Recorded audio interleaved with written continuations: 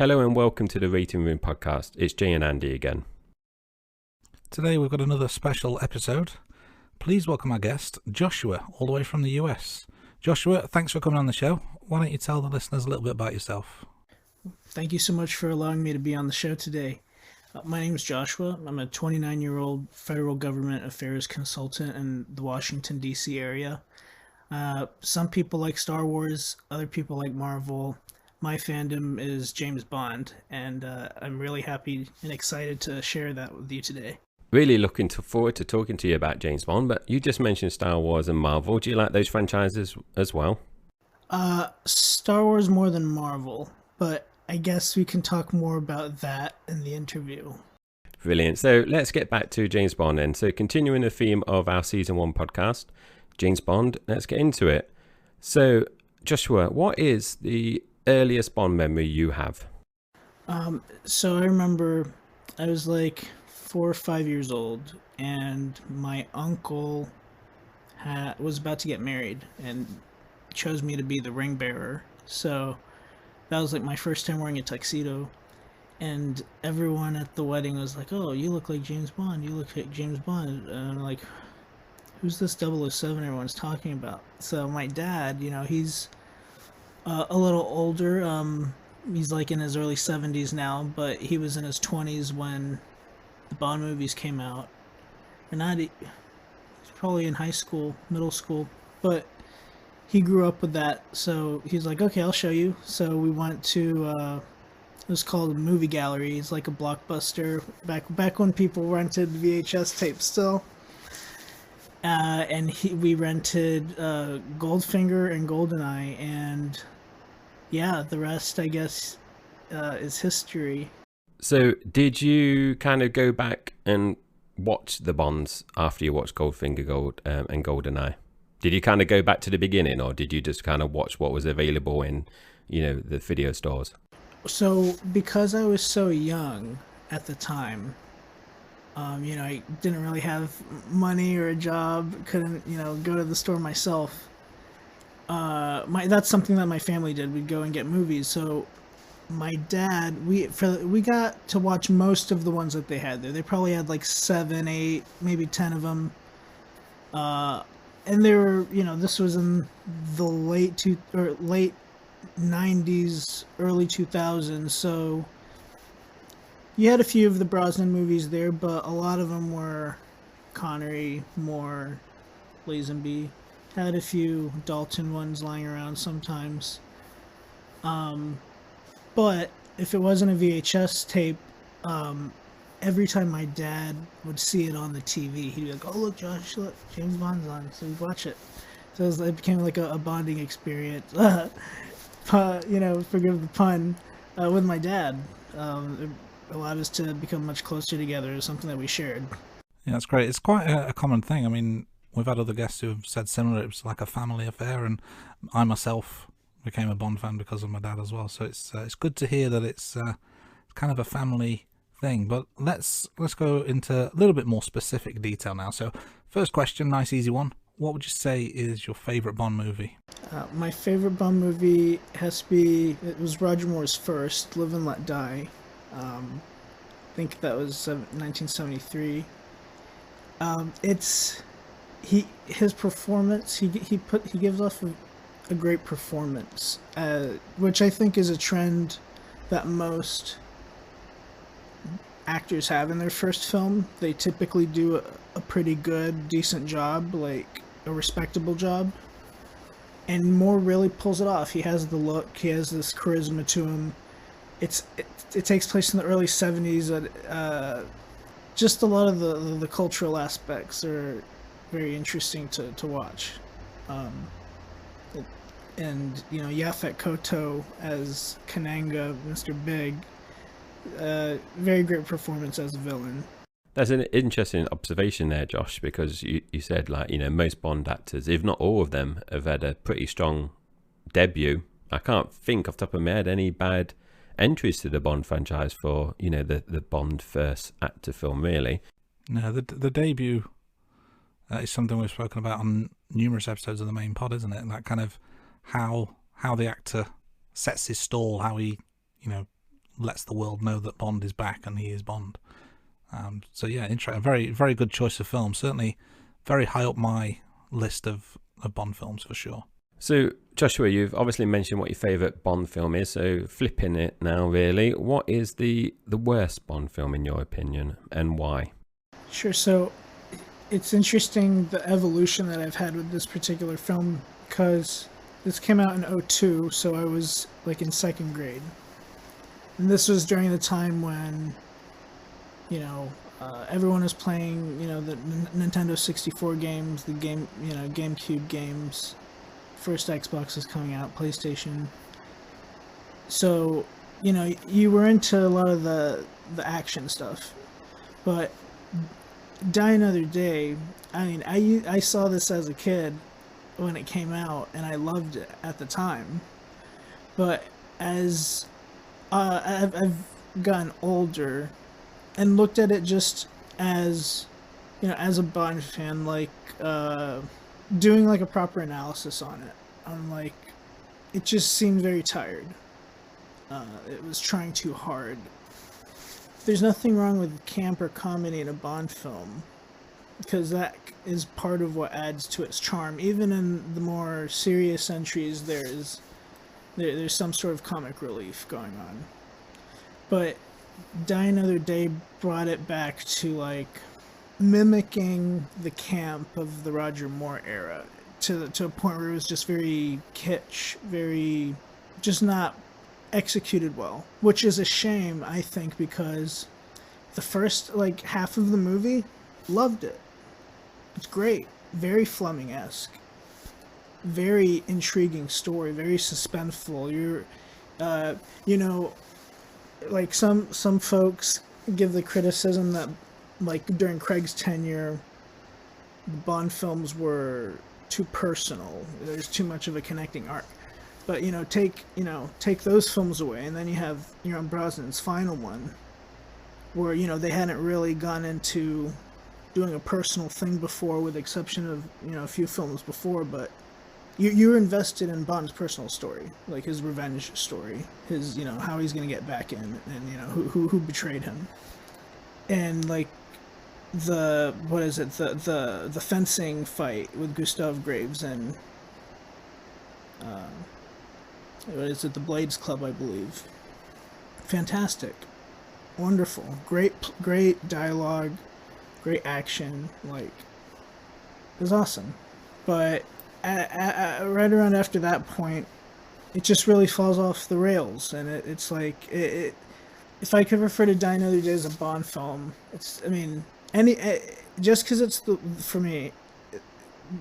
just because it's the worst doesn't mean it's bad. It just means you're comparing it to so many other entries. Die Another Day is like an apple pie that's been in the oven for maybe, like, say it takes, I don't know, 40 minutes to cook it. It's only been in the oven like 15-20 minutes. It's still gonna taste good, but it's not properly done yet. Some parts of it are nice, some parts of it are the way they're supposed to be, but others it's just something's off, which is a shame. It could have been a much better movie than like Brosnan deserved to leave the franchise on. So, Josh, you mentioned that the first half of the film is strong, and you mentioned the fencing scene is good. What's your opinion on the villains and the Bond girls in Die Another Day? Do you think they're weak, or are you happy with those? Are they contributing to like why this is your worst Bond film? Yeah, so parts of the performance, because I think in every film that Pierce does, his performance as Bond was great. 4 out of 4 films. I don't think there's any film he made that you were like, yeah, he's not James Bond. It's like, yeah, you believe this is James Bond. That can only carry a film so far. So then you have the other starring actors and side actors. Halle Berry, she's a great actress.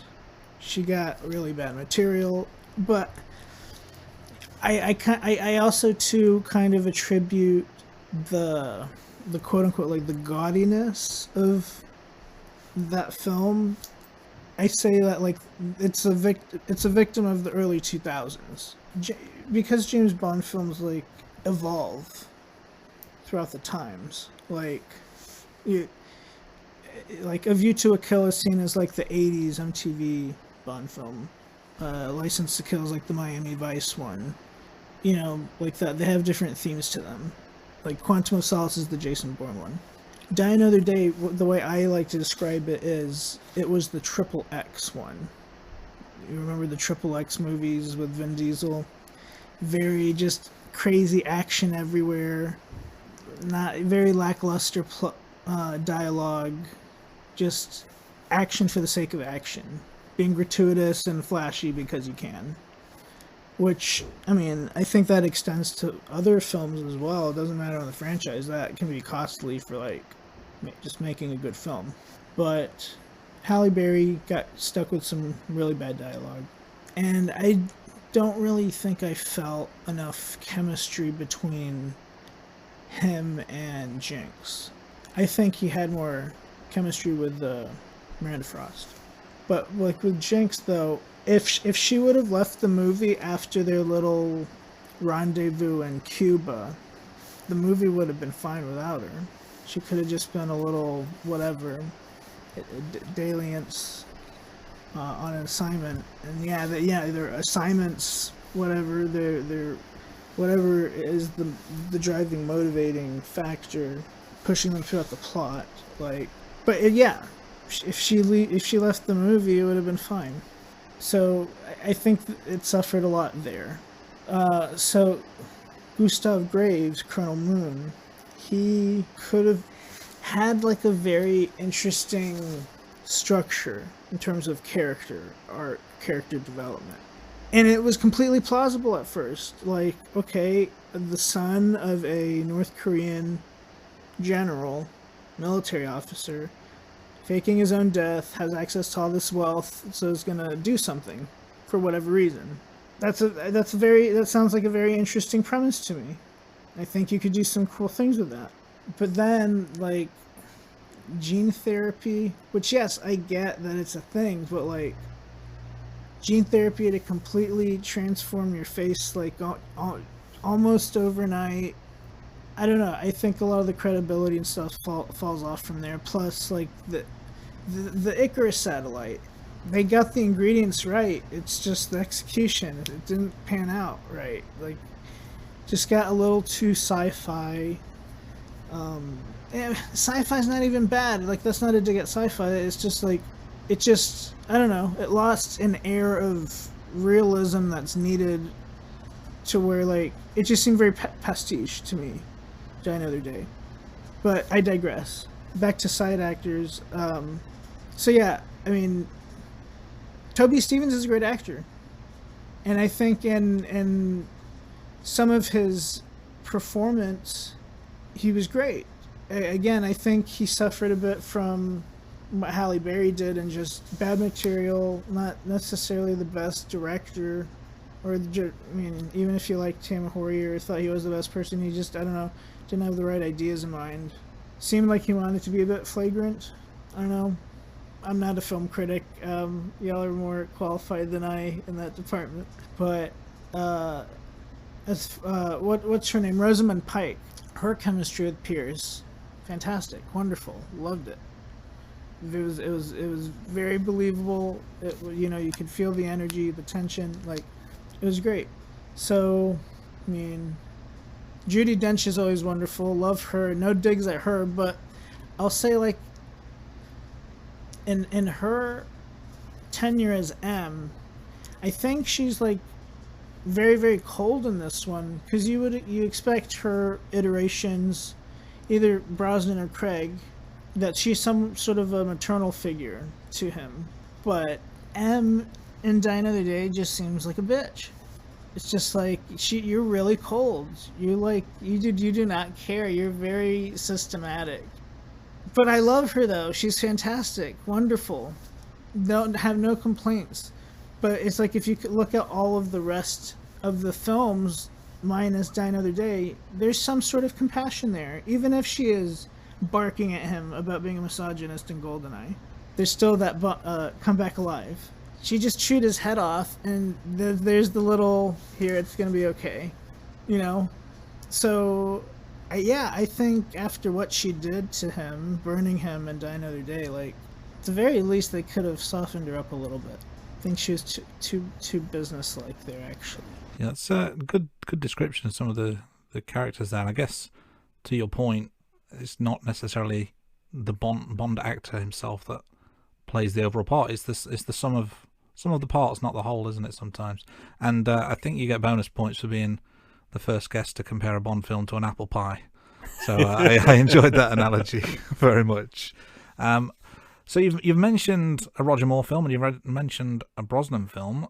I wonder if either of these will appear in the answer to this next question. So who would you say is your favourite Bond actor? My favorite Bond actor. So I understand why this actor might not get number one in most people's books, or on their list rather. But like, yeah, he did 2 films, and I would understand that some folks might say, oh well, you know, maybe if he had a few more films, I could rank him higher. But because he only has so few, like they don't really have much to base off of him, which is a fair assessment. But I think that Timothy Dalton is he's my favorite portrayal of Bond. I agree that it would be wonderful. It would be great if he had another film, at least one. You know, would have been great. Sometimes I've thought of like, what if Roger didn't do A View to a Kill and that was Timothy's first one? You know, and then he'd have a set of 3 films. It's very close to the source material, closer than I would say Sean Connery. Which Sean Connery had his own, portrayal, it was his own style. It wasn't strictly to the book, but I think something that helped Dalton with his portrayal, with like that, the grittiness, the darkness, is from him being like a thespian actor and doing, I think, Shakespeare on stage. I think that really helped him master the gravity of the role, the personality, the broodiness. But it wasn't, you compare broodiness with Bond actors, and some folks will say, like with Craig, some people might say, oh, well, he's too broody. I don't think, maybe if you compared him in License to Kill, but I don't really think an argument that some people make about Timothy Dalton is his portrayal is that he's too, like, broody, moody. Like, you kind of get it with the Craig films, but like, at least for me, like, he had just the right amount, the right amount, and he had, his moments of levity too. Also, what I appreciate is that, like, his films were their own, and that they separated from Roger's tenure. They weren't campy. They weren't, it was his own. It was supposed to be darker. It was supposed to be more real. So I don't know. One thing I like to do is when I'm watching films is thinking of what people were thinking as they watched this film when it came out.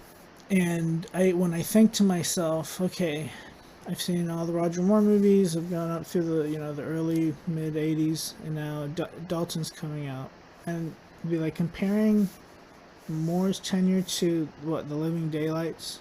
It's just a coat of fresh paint. It's refreshing. It's a palate cleanser. That's good. Interesting how the kind of separation from between Moore and Dalton, I think, is definitely there. Just a quick follow-up on that. So, and you may have covered this with some of the points you've already made, but Dalton gets a lot of love on the James Bond subreddit. Many fans on there seem to love Dalton. Other than the points you've mentioned, why do you think that might be? So, the more practical reason is, like, I definitely think the Craig era helped Timothy's visibility because, you know, people wanted to compare those two darker sides of Bond, right? But like for all the reasons I mentioned earlier about like his performance and his, you know, he did I think he did a great job in both films. You know, we are talking about Piers earlier about performance. Do you believe that he's Bond? It's like, yeah, with both of Dalton's films, I believe that.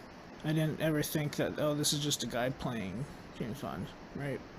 When it comes to Dalton, so I don't know. There, it seems to be. I think that people have said this before on the Reddit, but there seems to be like this trend where, you know, say you have the current person now and you move two actors back, they start getting some sort of like revival. They start getting like a glow up, like their first glow up after, you know, they've ended the role. So like it was Craig for what, he took up 3 decades, right? Yeah, he took up 3 decades, like timeline wise. So you're gonna have lots of people looking at. You see what I'm trying to say? They have like another renaissance, another glow up. So with Craig, 2 people back was Dalton, and then now that Craig is starting to finish off, I've noticed like maybe right after, could have been a little beforehand, but after No Time to Die, now you're starting to see Piers starting to glow up again. Brosnan. You're starting to see people having like because, you know, a certain span of time has like passed, you can go and review the movies again and have a reevaluation. And a lot of people are starting to find that they have a higher appreciation for like the Brosnan films. You know, even with their flaws, like all of the films have their flaws, you know, to some extent. Yeah, it's an interesting way of looking at it. I guess, you know, in 15, 20 years' time, people may be nostalgic for Craig. Certainly, yeah, definitely. Or Henry VII has that view with his wives as well, thinking 2 wives back. But moving on, Joshua. So, you know, when you think about the James Bond franchise, I think one of the things that a lot of people think about is the theme song. So do you have a particular favourite theme song in the 25 films that we've had so far? Yeah, this was a tough one for me. And I think like movie franchise wise, or with like soundtracks and scores, I think that like Bond music is in its own category. It's its own thing. It's unique unto itself. So, I mean, obviously, you know, you have so many songs, and I made a short list. I was playing like between 3 to 4, like on repeat, just trying to figure out like which one do I really like. The one that I settled up on was "A View to a Kill" from Duran Duran. I think for Moore's like last film, I think the song was like fitting for like, it's a very energetic song, very so like a big chunk of Moore's songs were very like slow, sleepy ballads, not very energetic at all, very forgettable songs. I mean, I don't know if forgettable would be the right thing, but like people aren't going to be jumping out saying, yeah, that's that song by this artist from that movie. They just feel like, yeah, I mean, yeah, it's from that, you know, whatever. I one of the guys in Duran Duran, I think the story goes that I think he was on a yacht party with Albert Broccoli, the Bond producer, and he had asked him like, when are you gonna bring someone on to, you know, that makes good music or something? When are you gonna bring someone on that's actually good? And pretty sure, you know, Albert went and took a chance on him, and they made this banger hit. Like, great, like it's awesome. There's energy, and it's like, and it's great for the times. Like people say that's the 80s, the MTV Bond movie with Christopher Walken. You got Grace Jones. who played Stacey Sutton. Forget her name. Was it Tanya Roberts? Yes, that's right. Yeah, yeah, exactly.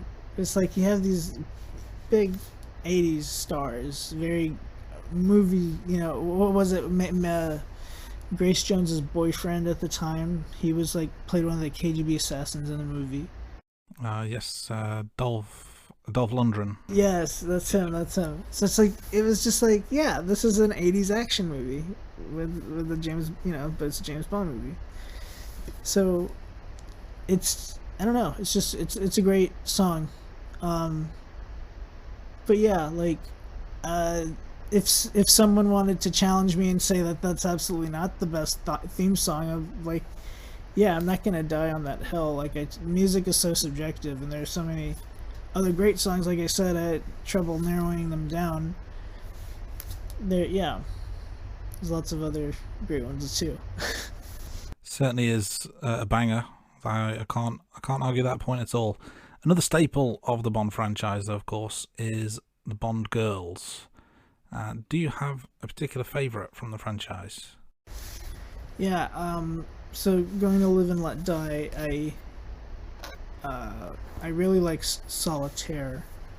And just in the, like, the film has this very spooky, esoteric vibe to it, to where, like, it influences the plot and the story, it appears.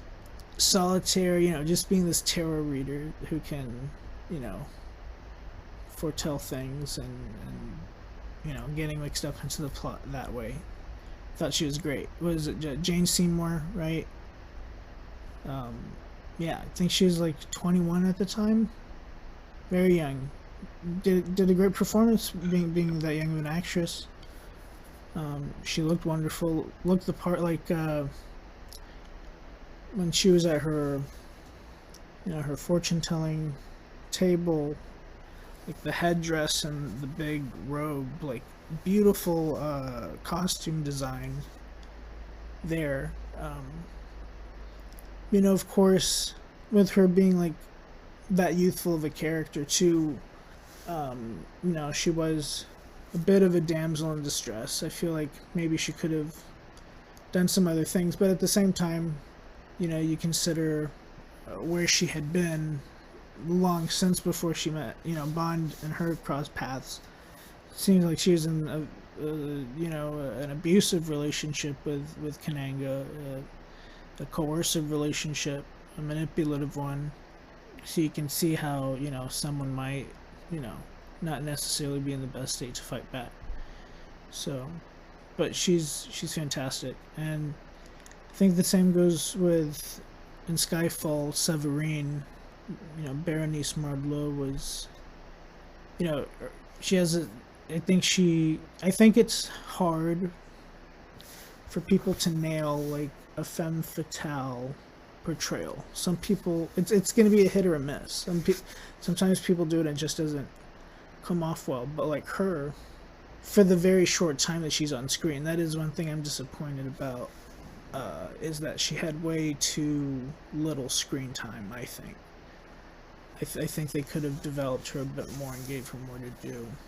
But like just that whole backstory too of like, which is similar to Solitaire, like Severine is in a very controlling, abusive, coercive relationship with a very powerful man who's up to nefarious things and likely abuses her or takes advantage of her in some sort of way. So I just noticed that me picking that, Severine and Solitaire, and then them having that connection. But it's just an interesting. I guess if I had to boil it down, the reason I would pick these two is they're just great psychology as characters, like in comparison to each other, if that makes sense. Moore and Jane Seymour, and then Craig and Berenice Mardleau, I think they had great chemistry too. So Joshua, obviously you mentioned your favourite theme song, favourite Bond girl. So do you have a particular favourite villain? So this could be either the main primary villain or one of the henchmen / henchwoman. Sure. I really appreciate Raul Silva. I like how they brought, just a really modern take on what a villain could do with, computers, and, also being, pretty close to Bond's equal as, both being from MI6. I think that he's a, yeah, very worthy adversary. So one thing that Jay and I talk about on each week of the main pod are the most memorable scenes. So obviously, of the 25 films in the franchise so far, what would you say are some of the most memorable scenes in your eyes? But I know it's a common talking point amongst older Bond viewers, but the same would apply for me in that when I saw Goldfinger, at the beginning of the film, a very iconic scene, Joe Masterson on the bed covered in gold paint. It was as like awe-inspiring then when I watched it in the late 90s to how awe-inspiring it was in the 60s when people saw that. It's an iconic scene, and where folks know where it comes from. Even when there's parody or satire of it, people can trace it back. And then I think with Daniel Craig getting his first kills, and then the conclusion of Casino Royale, where he finally becomes Bond, I suppose. I think that is pretty memorable as well in the franchise. There's lots of gravity and development there.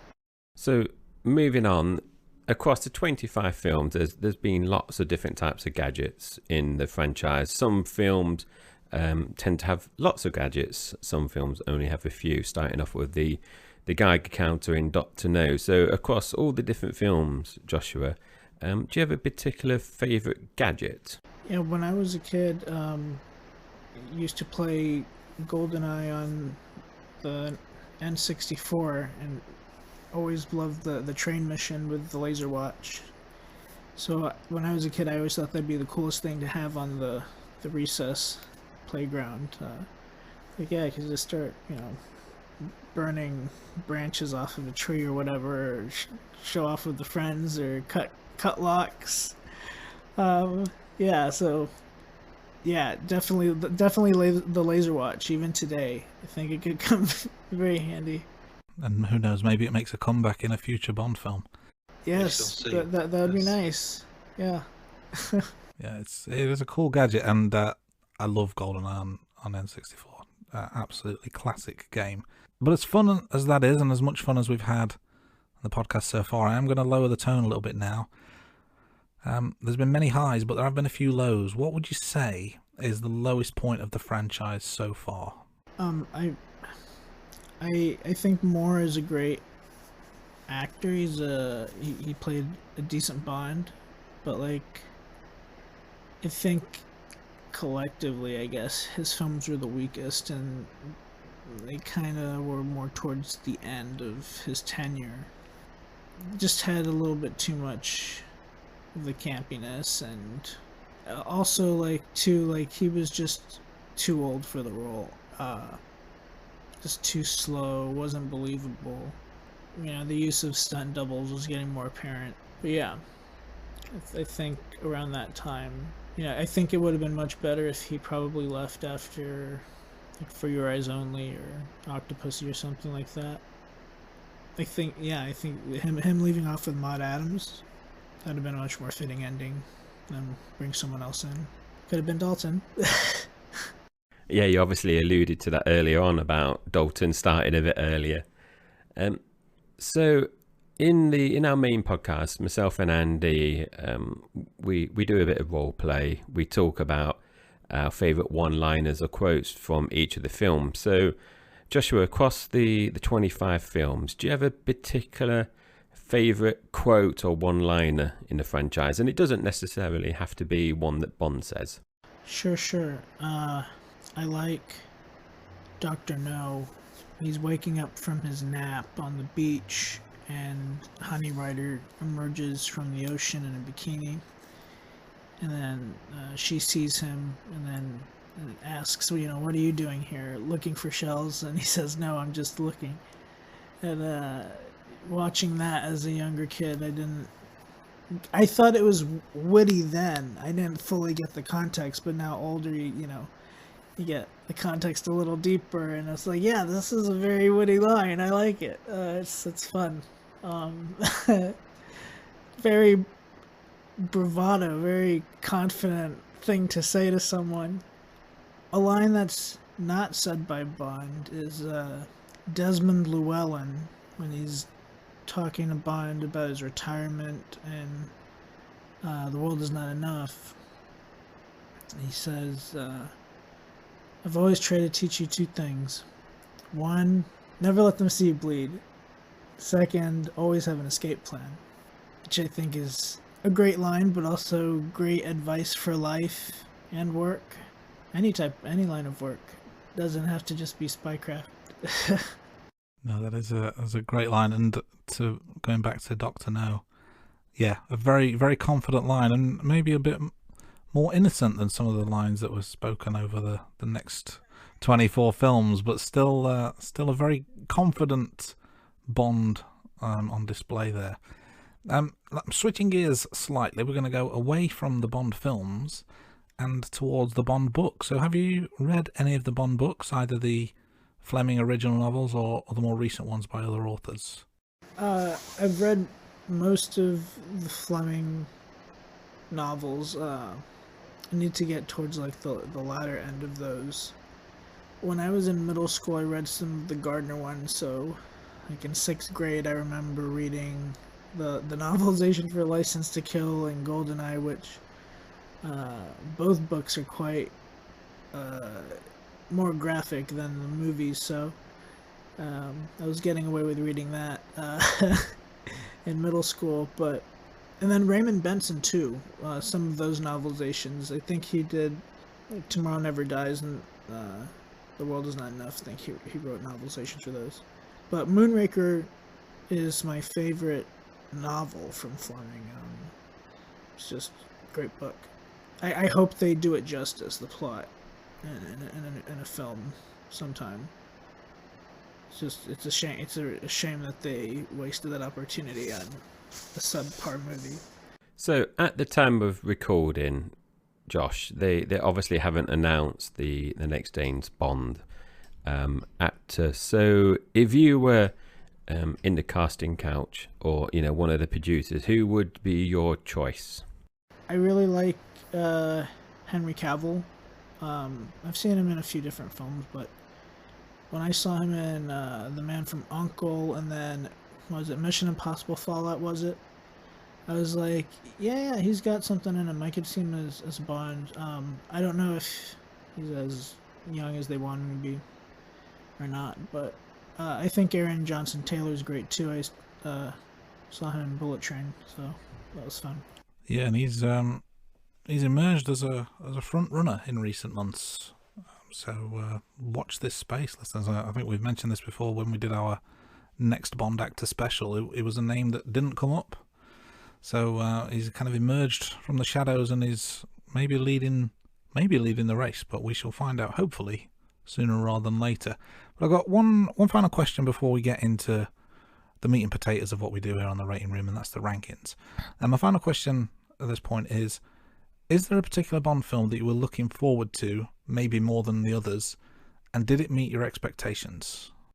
I'd say it was No Time to Die, just because of the pushback that happened, but also like I was making an active effort to stay away from the trailers and not spoil the film, because one mistake I made was when Quantum of Solace came out, I got the video game and played the entire game before the movie came out, and I completely spoiled the movie. So I was this for No Time to Die. I was like actively trying to like not do any spoilers, and it worked. Like I didn't expect the ending at all. So yeah, I think I did a good job. Yeah, definitely. If you've avoided the ending of No Time to Die, you did a good job there, because you did see quite a bit of that on social media. So like Andy says, so we're moving on to the guest rankings. So our regular listeners will know, in the season 1 of the podcast, we rank week by week the various different elements. So I'm going to kick off with, I would say it's an easy one, Joshua, but maybe it's not. what are your top 5 Bond films? And obviously you mentioned Live and Let Die was your number 1. So what are your 2, 3, 4, and 5? My second would be GoldenEye. Next is Skyfall, then The Living Daylights, and On Her Majesty's Secret Service.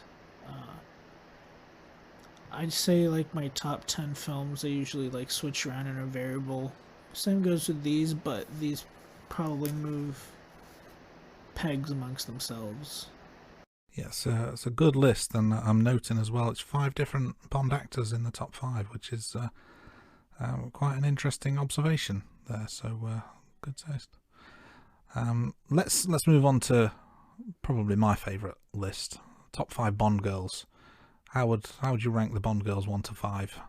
Sure. So I mentioned Solitaire and Severin earlier. They both get first and second place respectively. Then Tracy Bond comes in at third. And then I like Holly Goodhead and Stacey Sutton. I don't think any of these are cookie cutter, just damsels in distress. They all have very interesting backstories, and I think they're all quite suitable. Well, maybe not Stacey Sutton because Roger's a bit older, but for Bond in general, yeah, I think they're suitable partners. So you tend to favour the I won't say necessarily classics, but the older Bond girls from the older films based on that list, apart from Severin. Yeah, I was.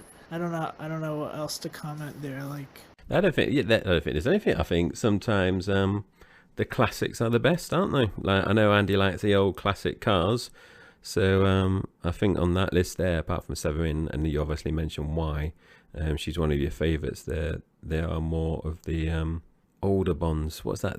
You got a few 70s, haven't you? And 60s from memory as well. I think part of it too is like each of these characters, they're like their archetype. I believe is it's the like the original prototype that future characters get based on. If that makes sense.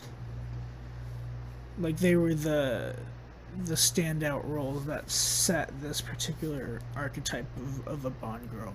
So moving on, you've obviously just mentioned your top 5 Bond girls, and when you think of James Bond, you think of the villains in each of the films as well. And I personally think, the villain is important. If you've got a weak villain, not necessarily, but the film might not come across as strong as it can. I think you need a good, strong villain to make sure that the film is good, in my opinion. You need a good, in terms of getting into my top 10, you definitely need a strong villain there. So you've mentioned Silver earlier on. So in terms of your top villain, so this could be a primary villain or a henchman or henchwoman, who are your top 5? So at the top of the list is Xenia Onatopp and Raul Silva, Hugo Drax, Alec Trevelyan, and Max Zorin. Yeah, they're all pretty psychotic characters. Interesting motivations too. Yeah, I think they were quite memorable.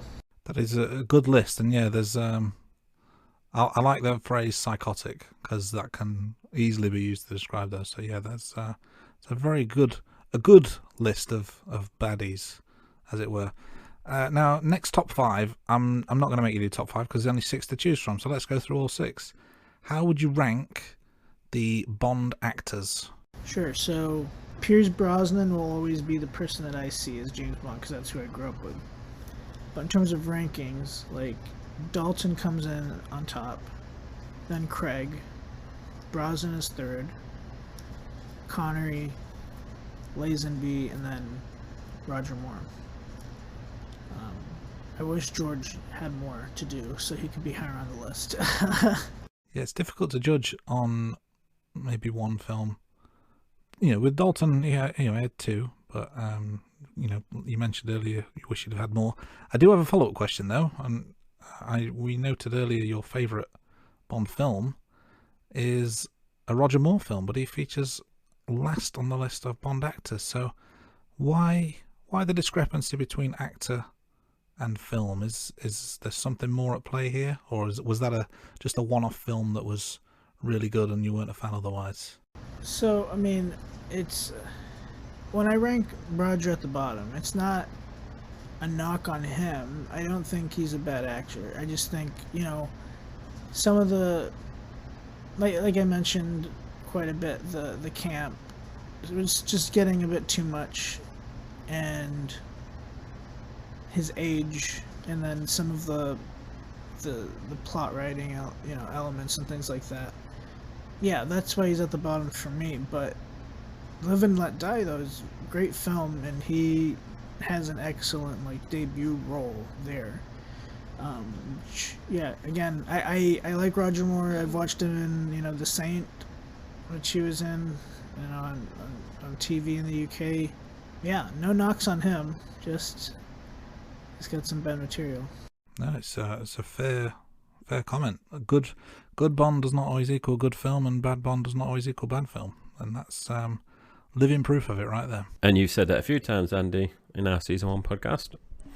So moving on, so last kind of rankings for myself and Andy is the Bond theme song, and obviously you mentioned earlier on, Josh, that A View to a Kill was your favourite Bond theme song. So what are your 2 to 5? Live and Let Die, The Living Daylights. I think that, I would have said GoldenEye next, but that might be replaced by another one soon. I'm not sure. And then, My Name from Chris Cornell is also very great. You tend to favour more of the rock type Bond songs as opposed to the ballads of old. Yeah, definitely.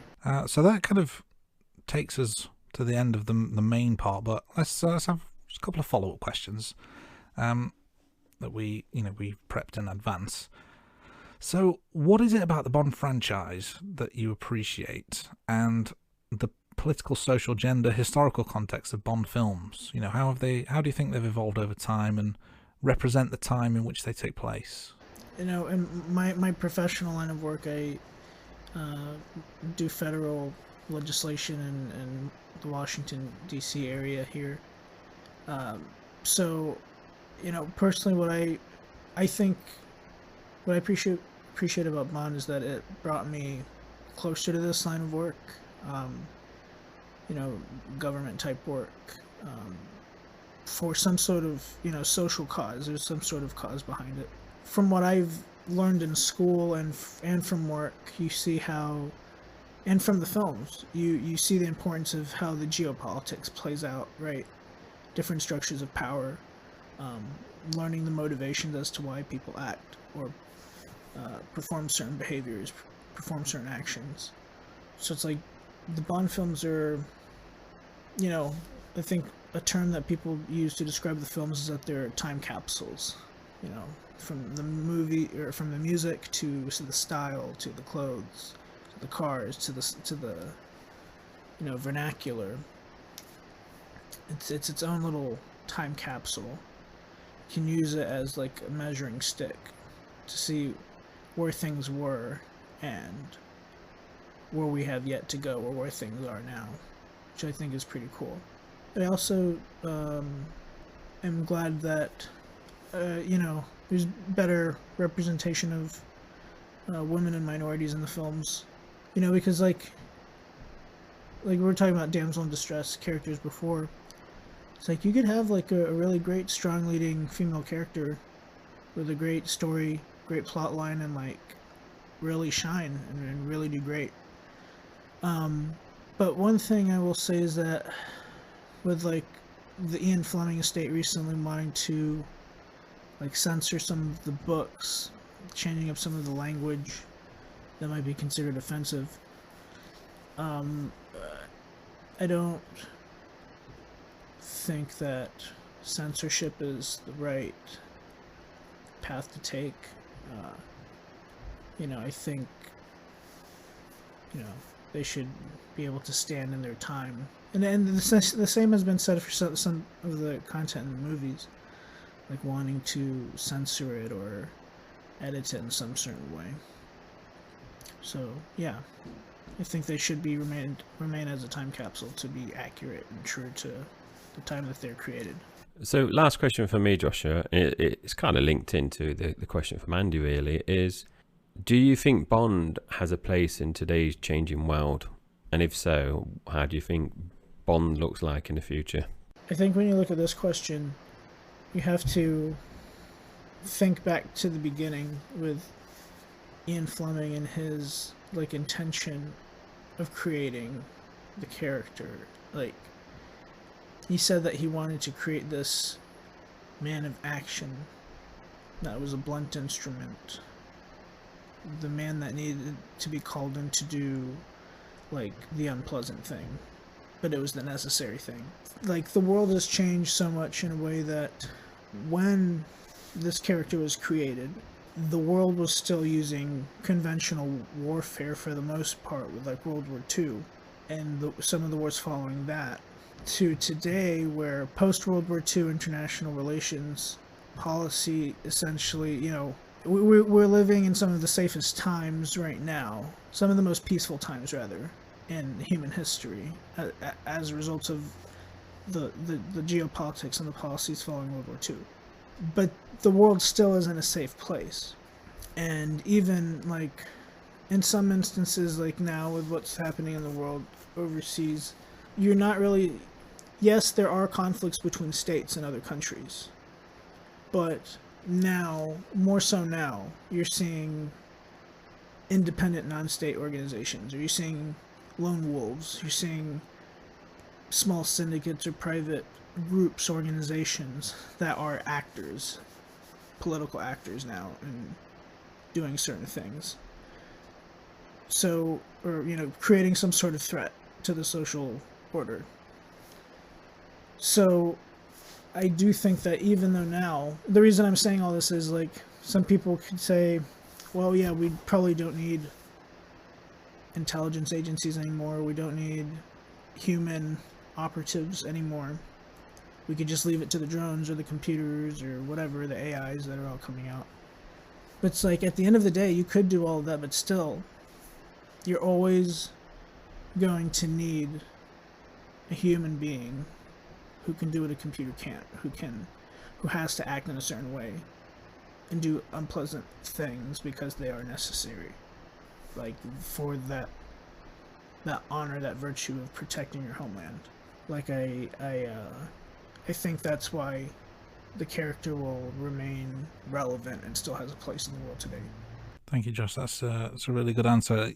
You saying that actually brought to mind a line from the film Spectre when M says that you need to know when to pull a trigger and when not to. So that's a very good analogy there. That brings us to the end of another episode of The Rating Room. Joshua, thank you so much for being on the show. Really appreciate you taking the time to speak to us about all things James Bond. Regular listeners, check out our main pod. That's, we've got 25 episodes and the other specials as well that we've done with various Bond superfans from all over the world. So check those out when you can. And we'll see you here very soon on The Rating Room. Thanks for listening, everyone. Well, that's this week's episode done. We hope you enjoyed it. Special thanks to the band Sugar Tongue for the theme tune to The Rating Room. You can find them on all the usual social media channels. And be sure to check out their song The System, available now on Spotify. You can find and message us on Twitter, Facebook, TikTok and Instagram by searching The Rating Room. You'll find all our social media links on our website, theratingroom.com, and subscribe to our YouTube channel. Or feel free to drop us an email at theratingroom@gmail.com. Goodbye, thanks for listening, and we'll see you next week, right here on The Rating Room. The